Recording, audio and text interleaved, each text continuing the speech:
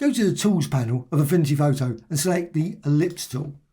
What you can do then, just drag, hold down the Shift, create a circle. So with that circle, what you can then do is you can fill it with a gradient. I'm just going to go over here to the gradient tool. There's the gradient tool there, and quickly apply a gradient. Now default here is black, it's not very much use. However, what you can do, you can set it to radial as well, and you can also go over here to set this. So just go there and set that to white. Now default probably should be white. For some weird reason, it's just suddenly become black and black, but there it is now with white and white, and you can move that around. So you've got a nice gradient field there. What you can also do, over the layers, you can add a mask. So just click there to add a mask. So you can see mask entry there.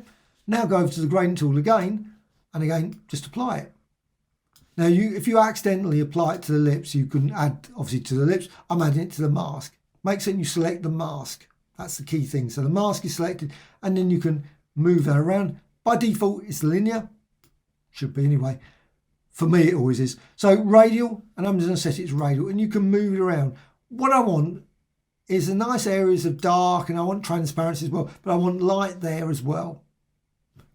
So once you've got that, just select that, and I can convert that now into a pixel layer.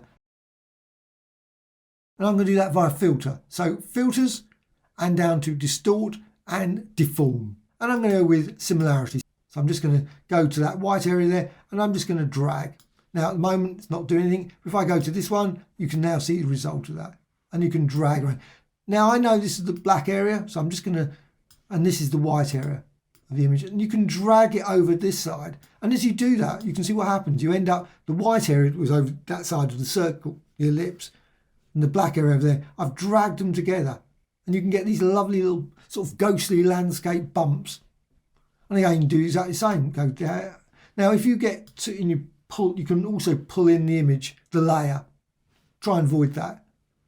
Again, black there, and you can, now you can see another one where I just got that like there. And you can do that over the whole thing. Now, if you do that and I undo, you can always just undo. Don't have to have that.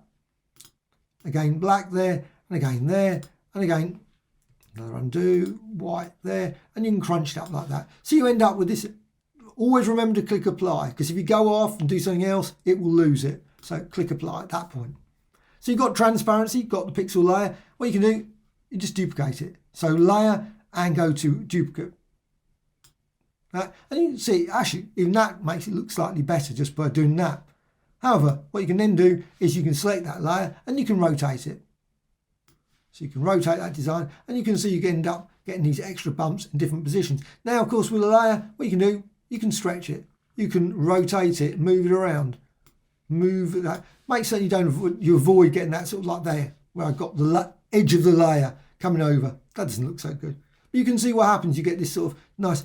However, of course, what you can also do, you've got blending modes as well as the transparency. So you can go for, say, like difference, and you can create some weird landscapes, very unusual abstract designs there. So you can change and create some very unique designs. And again, you can always, at any point, select both those, go to layer and merge selected. Merge them again and duplicate again. Just go to layer and duplicate and repeat. So you can see again, you can drag that out, just make that a bit bigger. Now at this point, you might find that the transparency is not so great. You can't see so probably using standard opacity there maybe, and then you can see the effect. Just maybe change that, or with the blending. And again, you can use difference, lighten, darken, etc. Just run through them, just try them out. And again, exactly the same as before, you can always still rotate this design and put it in different positions and like that to create all kinds of really unusual landscape design. Now, if you are happy with this, with a sort of the grey look, which is fine, I think that's quite a nice landscape. What you can do, you can also apply adjustments. So what you do, just go to layer and down to new adjustment layer, and you've got a variety of different ones. Let's just go for recolor. So recolor, and you can then turn it into a nice, very intense red, or maybe green, whatever, and you can lower the saturation or darken it, change that, lightness, up to you. And you've also got blending modes, which is great as well. So you can try out a variety of different, that might be even nicer. That's overlay. And then you've got your design there, and so on. I hope you found this of interest. Thank you much.